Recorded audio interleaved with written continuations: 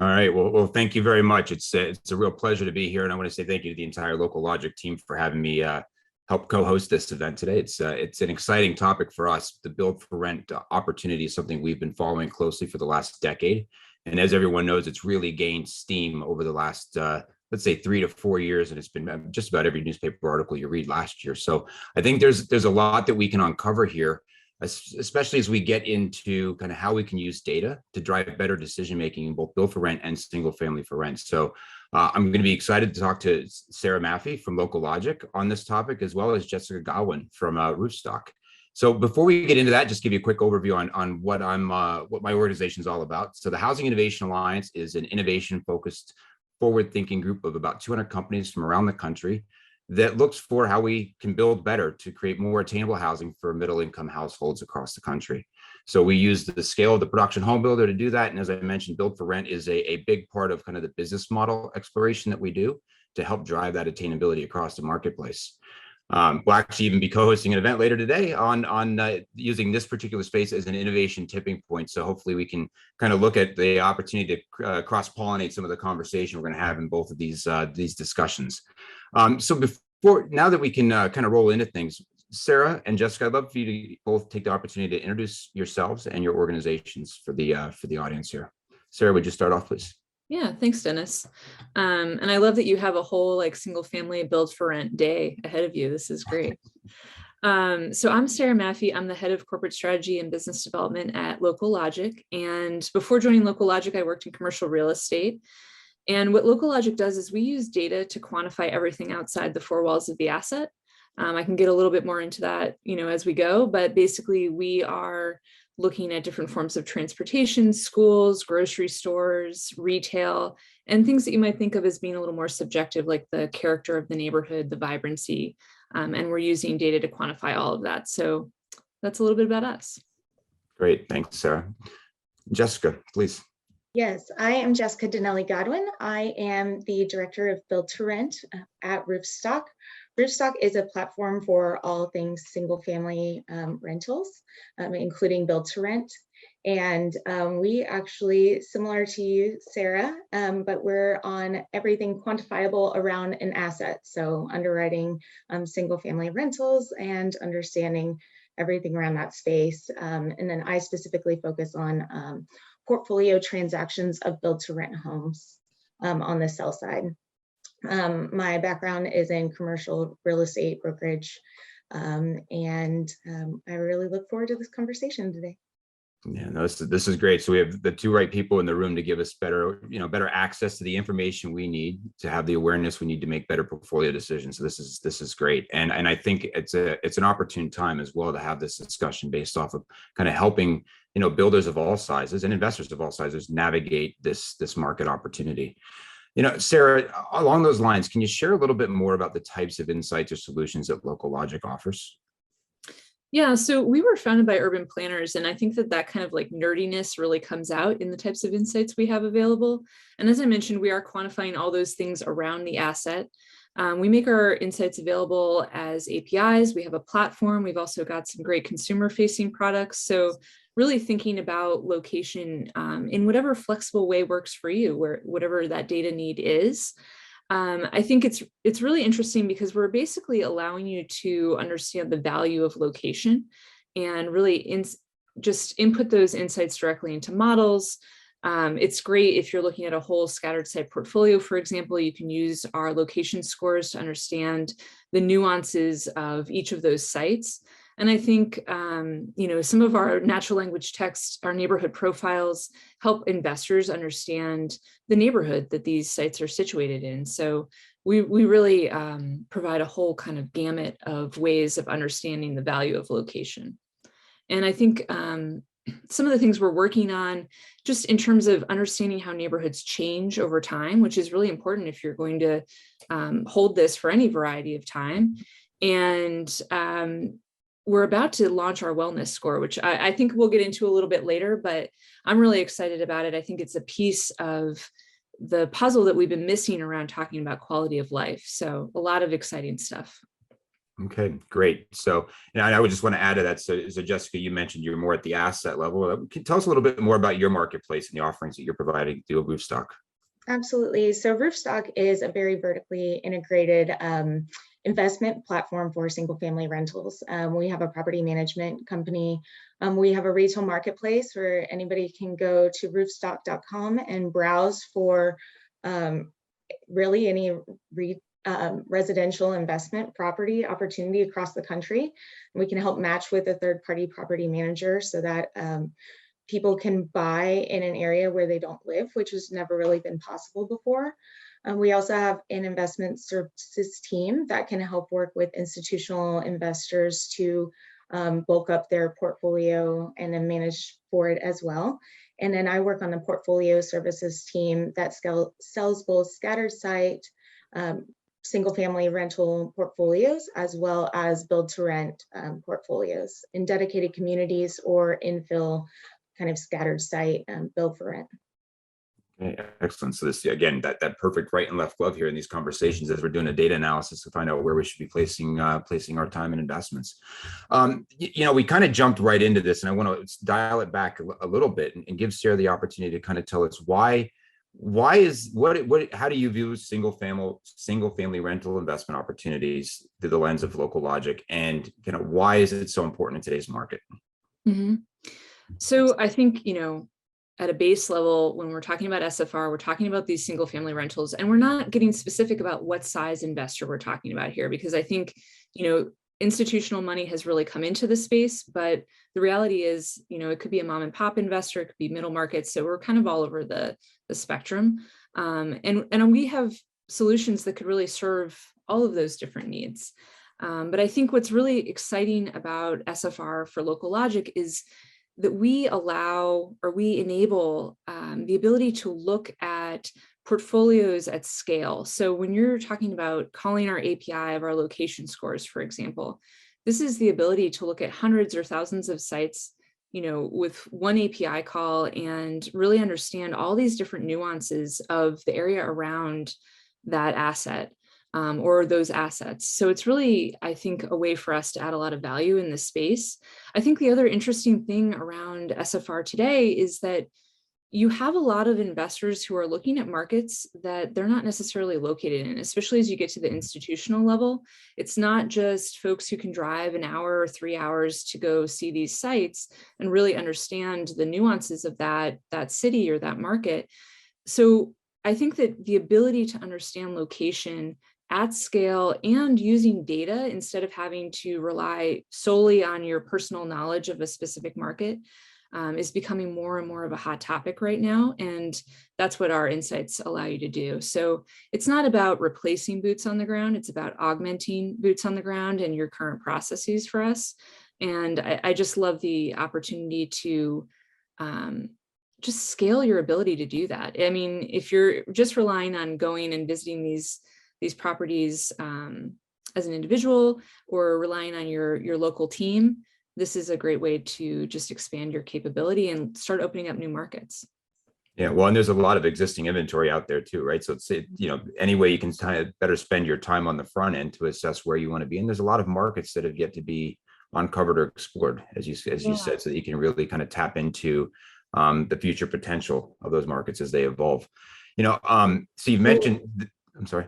Oh, I was just going to add, like, one of the things you were saying about kind of moving quickly, I think that's the other piece about using data, right? So if an opportunity comes to you, you don't have to go, take the time to actually go drive around and understand what does this opportunity actually look like in reality.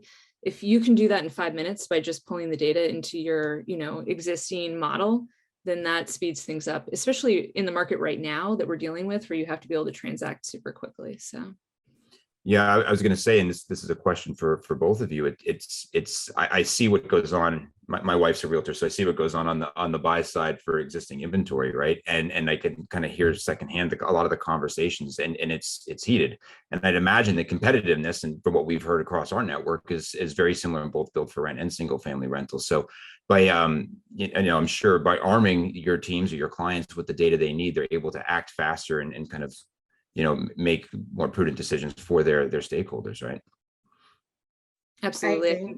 Yeah, go ahead, Jessica. Yeah, and even to Sarah's point of kind of understanding markets, you can go to a market and you can drive by, you could drive around the neighborhood for an hour, but that still doesn't always give you the exact picture of what it's like to live in the area, what the amenities are like, and how kind of people feel about living there. So I think that any tools that you can use to help kind of get to that really does help speed up the process and decrease uncertainty, which also kind of helps things move more quickly. And often we're working with clients who have to go then present opportunities to investment committees, and so being able to tell that whole story of what is the opportunity here, that can be really helpful, because we're all limited on the amount of time that we have and how many markets we can actually get to see, boots on the ground, and having data to support that is extremely helpful.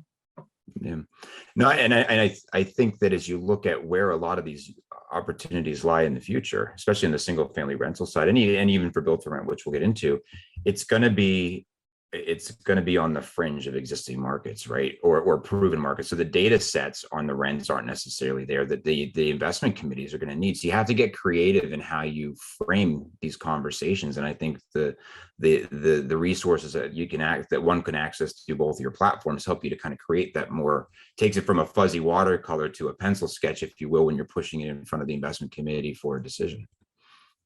Or Absolutely. a really nice heat map in our case. Or there you go. Perfect. Well, let's switch gears a little bit. Jessica, I'd love to talk, we mentioned single family for rent and existing inventory. Let's talk a little bit more about the build for rent category and new construction. So talk to us a bit about what you're working on in that area through Roofstock. Absolutely. So kind of an overview, really build for rent is single family rentals that are new construction. So, today's build for rent is tomorrow's, single family rental market. So it really all blends together, and it's a lot of the same investors in the space that are just looking to scale. As I think right now only about 2 to 3% of the single family investment market is owned by institutions, and currently most of them are going around and still trying to buy one-off homes, but and there aren't a whole lot of portfolios in the market. We do at Roofstock list scattered site portfolios. We have a couple coming up that are even in the thousands of homes, but it can really be difficult to get your hands on inventory in this market. So a lot of times groups are looking at build for rent as a way to really scale in new markets, and then also just kind of add to their existing inventory. And we've worked with builders who maybe have sold to retail, but then they also might be adding to their capacity by adding build for rent as kind of another segment of their building. Okay, now that's interesting, especially with the overlap with my audience through the Housing Innovation Alliance. Talk to us a little bit about the type of builders you work with on those programs. So I think every builder kind of is or should be looking at build for rent in some capacity.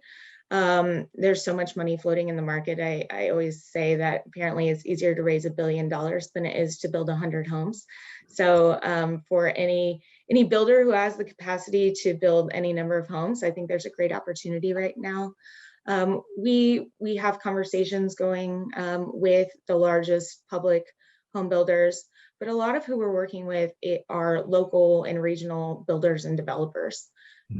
And sometimes we're working with developers who we can help them partner with builders, or sometimes the builders are coming to us directly. Yeah, very interesting. That's great. I think that there's a lot of potential there because there's some trepidation to make this transition in their business. I think anybody that can step out there and leverage an existing platform to help them navigate as they move from the for sale to for rent side of the business, it's very, very, very helpful. We've talked about a couple things here. We talked about the need for speed and decision making. We've talked about growing interest, about various markets popping up, and how we can create a strong business case around investing in those markets. why is this conversation so, in your opinion, why is this conversation so hot right now? Jessica, if you want to go first. Right. I think that this was already something that was kind of in the works prior to the pandemic. People wanting to maybe move into homes, but not necessarily buy homes. So looking for residential homes to rent. And that's typically been mostly with kind of mom and pop investors. And I think that when the pandemic hit, it really accelerated this kind of trend of how do I get myself a piece of land so that I can spread out, I can grow my own veggies, I can have my backyard chickens, and I can without having to put down a huge down payment, because a lot of, I would say, this is probably being driven mostly by millennials, and a lot of millennials are still strapped by student loans, and now rising interest rates certainly isn't helping. But I think that why limit the ability to live in a home just to people who are able to buy one? A lot of young families, they might want to live in a home and have that stability and also the access to great schools. But they, for whatever reason, people might not want to buy. Maybe they just relocated from another state and they're not sure what neighborhood they want to live in yet. So the kind of single family rental space and build to rent really enables, it opens up more inventory for people to be able to live in homes. Okay. Yeah, no, the desirability of that lifestyle, and only, like you said, only accelerated by by what we've seen with the pandemic. Sara, what are your thoughts? Why is this? What makes this such a hot market opportunity right now? Yeah, I guess I was thinking about it from like the investor side of things, where, especially lately with inflation, I think it's a great way to hedge that. I mean, you're looking at just shorter lease periods where you can start to adjust rents with what's happening in the overall market, which I think is really important. And I think what's also interesting about what we've seen is institutional investors really starting to expand their portfolios of SFR. And what's cool about that is I think what you're talking about at your webinar later today, where it's like, maybe you are already investing in multifamily, but you can use SFR as this sandbox, as you were saying, to start to kind of innovate around residential and like the experience, the lifestyle that you're providing, and some of the economies of scale that you can get. So I think that just where we are today in the economy is really interesting for SFR. In terms of using data for that, it's like the market is so hot right now. I like the kind of summary that you gave of like speed and scale, but we're going to sort of move along in this cycle. And I think then there's going to be even more opportunity to be more intentional, smarter, using more data to make decisions. So I think this is just something that's going to continue to grow. Okay. No, it's interesting. I think as I look at going back to Jessica's point about creating more accessibility to certain locations and increasing the inventory of at certain price points, I think that there's certainly a demand for that and a need, to get people in the door in neighborhoods they want to get into as quickly as possible. One of the things I want to kind of switch gears a little bit and focus on another acronym we're hearing a lot in the industry. We'll go from BFR and SFR to ESG, right? And I think that, again, both are needed on the product side. And then if we look at the principles in which we deliver the product on the ESG side, I think this is something that we need to continue to focus on. And I think businesses that have been doing this for decades are finally getting rewarded for it. But one thing I've been looking at locally here in the Western PA market is how product that or housing units that have been developed with strong energy performance standards and developed by companies that have strong ties to the fabric of the communities that they're developing in, they seem to not only sell at a premium or rent at a premium day one, but as they're re-renting, they're outperforming market trends. So the kind of the correlation I like to draw there, going back to the panel session I'm going to be hosting later today too on that innovation sandbox concept, is investors are going to hold these assets for 20, 25, 30 years in some cases, especially on the build for rent side. You have some institutional capital coming in and saying, we're running long-term pro formas. This allows you to invest a lot more upfront in the types of materials and the methodologies and technologies that allow you to better understand the operational expenses associated with it. So it's a long-winded way of getting to a question, but I'm seeing these observations take place, just in Western Pennsylvania and across, as I translate it across to some of our networks. I'm curious, from your perspective, what are you seeing? Where's the opportunity lie for this market segment within ESG to take advantage of ESG principles, but then also to incorporate some of that into your data platform? Who do you want to Sara, would you like to? Yeah, sorry, I can see you. Sorry, yeah, let's. Well, this is ESG is something that Local Logic thinks a lot about, and we're really thinking about it not from the energy efficiency of the home itself, because we're really focused on everything outside those four walls. But I think that especially as you have institutional investment coming into this world, that ESG reporting aspect is also going to start to enter into this. So just like they'd have to report on everything else in their portfolio, they're going to have to start reporting on these homes as well. And we really understand, a lot of aspects of location that are integral to these kinds of considerations. We have climate risk data, which I think is on many people's minds right now, especially, depending on where you are in the country, whether it's flood or storm or fire. And we're also approaching it from, access to rapid transit, which is going to lower your personal emissions as a resident, or your ability to access and walk to your day-to-day needs around the site. Again, lowering your personal emissions, which is all part of that E. And I think from the S part, we're the social aspects of ESG. We're looking at livability. We're looking at quality of life. We're looking at affordable housing and access to grocery stores, access to schools, those amenities that really impact our equal experience of places and the quality of life that you can have there. Okay, great. So again, taking that urban planning perspective and really trying to incorporate that into the scoring system. That's great. Absolutely. Jessica, anything you'd like to add here on the ESG thoughts? Absolutely. I think that as especially institutional investors are looking to get more responsible for their investment money and what they're doing, kind of in the world. I think ESG is a great way to kind of shine in this space, and Build for Rent really allows them an opportunity to get into that with some real scale, because they actually have more control over kind of what's going into those homes, where they're being built, rather than just being kind of purchasing whatever is existing scattered site. They can really be intentional about what their investment dollars are doing. And I think it's an amazing opportunity, and being able to measure it will also be critical to, being able to report back to, shareholders or whomever, and kind of show how responsible of an owner they are. Okay, Dennis, great. I'm just wondering there, we were kind of talking about it from the investor side, but I would imagine even just with the SFR, Jessica, as you were talking about, really being targeted towards millennials, I think it's also being consumer driven as well, that folks want to understand the climate risk of where they're going to live or what they're purchasing, and they want to understand their own personal impacts on ESG considerations. So that's also probably part of what's driving this.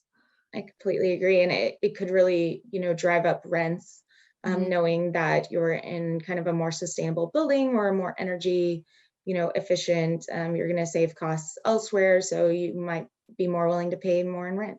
Mm-hmm.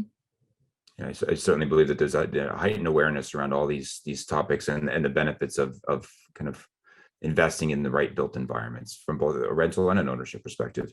Along these lines, I saw a couple hints at kind of on how this concept and others could be integrated into your platforms over time. So I'd like to get a little bit of information about your product roadmaps and kind of where you're heading as an organization. We'll start first with Local Logic, and love to hear where Roofstock's plans are. Sure. So right now, we have these 17 scores, we have demographic information, we've got all of this data that really gives a snapshot of everything around the asset. And what's really cool that's coming up on our roadmap is being able to expose the historic trends, the rate of change in these neighborhoods across these different characteristics. So I think that speaks volumes, especially if you're going to hold something for a long period of time, with what is your potential ROI on this? What are you in for in the long term with how this neighborhood's going to change as you hold these assets? And so that's all part of it. And I think the next piece is really focusing on ESG, automating some of these insights to be able to just fit right into performas and into reporting, and augmenting that so that it's just easier to do. I think that can be quite an endeavor, especially as these firms are just starting to approach ESG. And the most, I guess, near-term thing on our roadmap is our new wellness score. So we're going to be launching that. I think it's in 2 weeks, which is really exciting. And so we'll have 18 scores, and it'll speak to, healthy behaviors, fitness, healthy foods around the site, and neighborhood and city level. So that's really exciting that it's coming very soon. That's fantastic. Jessica, what's in store for Roofstock? Right. I think it's continuing to build upon our kind of data and tech platform and helping investors continue to make decisions, and then understanding like kind of implications of certain, characteristics on, rental rates and pricing, and just kind of taking it to the next level, as well as integrating different pieces of the build to rent lifeline into our marketplace, in some way. So how do we work with landowners or lot owners and then different builders, and how do we kind of help piece them all together in order to ultimately have a build to rent home built. Okay, great. Now, I know, Sarah, we have, this half hour has just flown by. So we're right up against the clock. If we have a little bit more time, I know there's a few questions that were posed by audience members prior to the discussion. I'm happy to get into those, or we can respond to those directly via LinkedIn if you prefer that method. I think we should definitely call out. We had some interesting questions come up on LinkedIn. So yeah, let's go through those. No, this is great. All right, so I'll start with our first one then. So location and established communities have always been a top reason for SFR success for owners and renters alike. From your research, are you seeing build for rent create new communities that grow from the necessity of rentals in areas that lack SFR inventory? So I'll give that one to you first, Sarah. Oh, I was actually going to see, I think Jessica is probably okay. better position for the name. Happy to tackle that one. I think that we're seeing build for rent communities pop up anywhere that there's available entitled land or lots. Really, we've seen a lot of infill, and I think it's a matter of kind of there are available lots there with the infrastructure necessary to build a home, because build to rent is a fairly new thing. So we haven't had a whole lot of players historically coming in with the intention of buying land and then developing it out. That's happening more and more now. But I think it was just kind of a function of available lots and entitled land.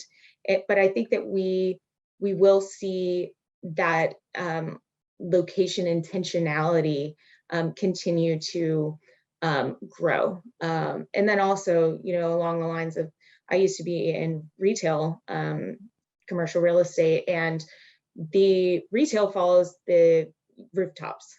And so it's kind of a chicken and egg thing as far as what are the amenities of an area, and when will they get there after the homes are built. So it's kind of, we'll just have to see how these communities start to evolve. But I know that there's exceeding demand for what supply is available on the rental side. Yeah, and we've talked about this a little bit, like when you're doing these master plan communities, and certainly just adding in the flexibility of not only will some of the homes be for sale, but also for rent, and then adding in potentially some amenities that you're going to have almost like sort of a more spatially spread out multifamily, like mixed use development, like maybe you need to include access to a grocery store or certain other amenities out there, as we talked about, kind of building further outside the ring of certain markets. Yeah. Yeah, no, I think those are great points. And I think there's certainly this the availability of lots and kind of permit ready, if you will, is something that has been driving this today. But I think as you look forward, there's a lot of opportunity to for this purpose-built, destination focused kind of initiatives that allow you to be an extension of an existing amenity base or create the amenity base that's needed for more expansion. We have one other question that came in via LinkedIn. I'll throw this one out as well. So curious if there is an algorithm active or in the works to determine how close to jobs, food, schools, healthcare, gas, childcare, et cetera, is reasonable for build to rent. Appears investors are dropping them in the middle of nowhere in various cities. I'm all for so-called affordable housing, but when you put them in the middle of a cornfield, 30 minutes to an hour from civilization, the word affordable becomes obsolete beyond the home purchase and monthly payment. Just curious, love to get your thoughts. Well, I guess that ties right in with what we were just talking about. It does, yeah. And obviously local logic is particularly adept at being able to help with all of those things. And I will add, like, that question was actually on your post, Dennis. So this was not a plug for me in any way, but when I read that, I was like, oh, wow, that's exactly what we can provide. And I think, whether you're seeing what is there, what amenities, what childcare, what, healthcare is right around the site today, or viewing it as a void analysis and understanding, if you are going to build this purpose-built community, or destination, what do you need to have there to really create the lifestyle that ultimately is going to allow people to actually live there and have that kind of day-to-day that they need to have. Sarah, we might have to collaborate on, what an algorithm could look like on how, I love it. Help coach build for rent developers. And then we'll have to sell it to retailers, or at least give it to them so they can know where they need to go next. Perfect. There you go. Great. Well, I know I appreciate the ability to get to those questions. I know we're right up against the clock now. How about, so this has been a great conversation. I know there's a lot more that someone can get into with both of your companies and both of you. What's the best way to follow up? I think for Local Logic, our website is locallogic.co, and we're going to be at IMN's SFR East next week in Miami, and Jessica is as well. So, come hang out with us, and I think we'll both have booths, and it would be great to actually see people, or just send us a note via the website. Okay, great. Jessica, anything you want to add for those who want to track you down? Same. We'll be at IMN. Also, feel free to reach out through LinkedIn or roofstock.com. Happy to chat, build to rent anytime. It's a love of mine, so always available. Right on. Great. Well, this has been a fantastic conversation. Really appreciate the opportunity again to be a part of facilitating the discussion, and excited to see how it continues with the algorithm that's going to be developed here and some of these new tools that are coming out on the roadmap. So thanks again, Sarah. Thank you, Jessica. Appreciate it. All right. Thank you.